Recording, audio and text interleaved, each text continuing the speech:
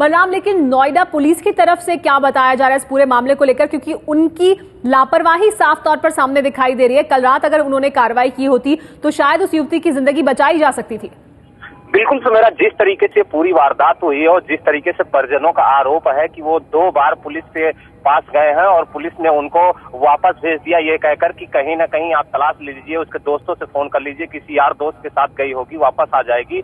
लिहाजा जिस तरीके से पुलिस पे आरोप परिजनों का लग रहा है, उसे लग रहा है कि कहीं ना कहीं पुलिस की बहुत बड़ी कमी रही है, जिसकी वजह से ये इतनी बड़ी वारदात हुई है। और अगर नोएडा पुलिस अगर पूर्ण तरीके से इस पे तफ्तीश करती और इस मामले को कहीं न कहीं से खोजने की तलाश करती और परिजनों की शिकायत तुरंत सुन करके अगर कार्रवाई की बात करती तो जरूर ये इतनी बड़ी वारदात जो हुई है ये होने से रुक पाती। और जो युवती की आज मौत हुई है दर्दनाक, जिस तरीके से उसका अर्धनग्न में शव मिला है कंपनी से 1 किलोमीटर की दूरी पर पूछते के पास सेक्टर 63 में, वो वाकया ना हुआ होता। और खास तौर से लगातार जिस तरीके से देश में आक्रोश है कि महिलाओं की सुरक्षा होनी चाहिए, जिस तरीके से लगातार मीडिया भी ये बात उठा रहा है, हमने भी ये दिल्ली में जिस तरीके से गैंग रेप के बाद ये आक्रोश जनता का देखा है और अपील की है खास तौर से लोगों से भी कि अगर महिलाओं के साथ इस तरीके से अगर कोई वारदात होती है तो उसको डट कर सामना करें और जो इस तरीके से जो दुस्साहस करने वाले आरोपी हैं उनके खिलाफ कार्रवाई करने की मांग करें। और लगातार पुलिस भी आश्वासन दे रही है जनता को कि हम कार्रवाई करेंगे,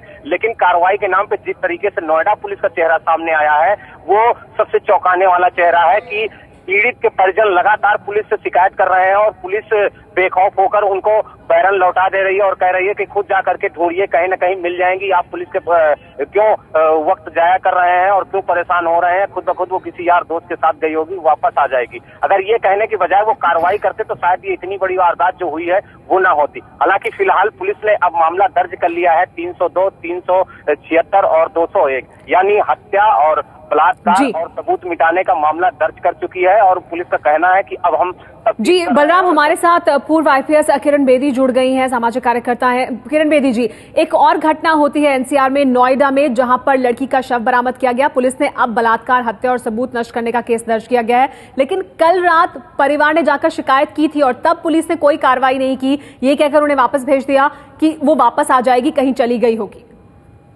जिन्होंने उस वक्त रिपोर्ट दर्ज नहीं की, केस रजिस्टर नहीं किया और लड़की को ढूंढने की कार्रवाई नहीं की, इन लोगों को उस डिपार्टमेंट से निकाल देना चाहिए। अब तो छांटने पड़ेंगे ऐसे लोग, क्योंकि अगर वह समझ नहीं रहे इस मामले की गंभीरता तो ऐसे ऑफिसर्स को सस्पेंड नहीं करना चाहिए, निकाल देना चाहिए, क्योंकि ये लोग बदल नहीं रहे और समझ नहीं रहे गंभीर कितना मामला गंभीर हो गया है।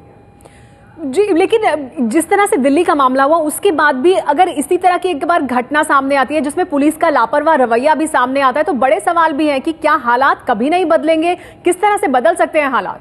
हालात तो ही बदलेंगे जब इन लोगों को नौकरी से निकाल दिया जाएगा, नहीं तो नहीं बदलेंगे। अगर इनको वार्निंग दे दी जाए या सस्पेंड भी कर दिया जाए तो भी नहीं बदलेंगे। और दूसरी चीज ये भी देखनी पड़ेगी कि जब ये मामला हुआ, यूपी पुलिस ने एज पुलिस लीडरशिप ने क्या क्या कदम खास उठाए इस मामले को पुलिस स्टेशन तक गंभीरता को पहुंचाने के, क्या कदम उठाए। इसीलिए मैं हर टाइम कहती हूँ कि सोशल ऑडिट बहुत जरूरी है। सोशल ऑडिट का मतलब थाने की परफॉर्मेंस जब तक एक्सटर्नल ना हो, जैसे एक्सटर्नल कोई रिटायर्ड जजेस हैं, प्रोफेसर हैं, लॉ स्टूडेंट्स हैं, हम लोगों को अब इनके काम की ऑडिट करनी बहुत जरूरी है। तो लेकिन इस मामले में तो मैं ये कहूंगी कि हमको वेट करना चाहिए कितनी जल्दी ये जो पुलिस अफसरों ने कह दिया कि तुम ढूंढ लो फिर देखते हैं, इन लोगों को डिपार्टमेंट से निकालना होगा। जी हाँ, तो किरण बेदी ये मांग सामने रख रही हैं कि बर्खास्त होने चाहिए वो पुलिस वाले जिनके पास परिवार पहुंचा था पहले शिकायत लेकर, उनकी शिकायत दर्ज नहीं की गई। ये कहा गया कि आप चले जाइए और खुद ढूंढ लीजिए, सुबह तक आ जाएगी, किसी के साथ गई होगी। हमारे साथ इस वक्त महिला आयोग की अध्यक्ष ममता शर्मा भी जुड़ गई हैं। ममता जी, एक और घटना होती है नोएडा में और यहां पर पुलिस के पास शिकायत लेकर जाते हैं परिजन, लेकिन कोई कार्रवाई पुलिस की तरफ से नहीं की गई। अब युवती का शव मिलने के बाद केस दर्ज किया गया है हत्या, बलात्कार और सबूत नष्ट करने का। देखिए, मुझे ऐसा लगता है कि पुलिस ने मानवता बिल्कुल खो दी है। जिस तरह से पुलिस के जवाब आ रहे हैं, मैं समझती हूँ कि बहुत ज्यादा जरूरत है सेंसिटाइज करने की पुलिस को। और ये जो केस हुआ है इसमें हम इसको मैं दिखवाऊंगी, कमीशन इसको टेकअप करेगा और पूरी हमारी इंक्वायरी टीम जाके देखेगी कि आखिर ये क्यों हुआ है, कैसे हुआ।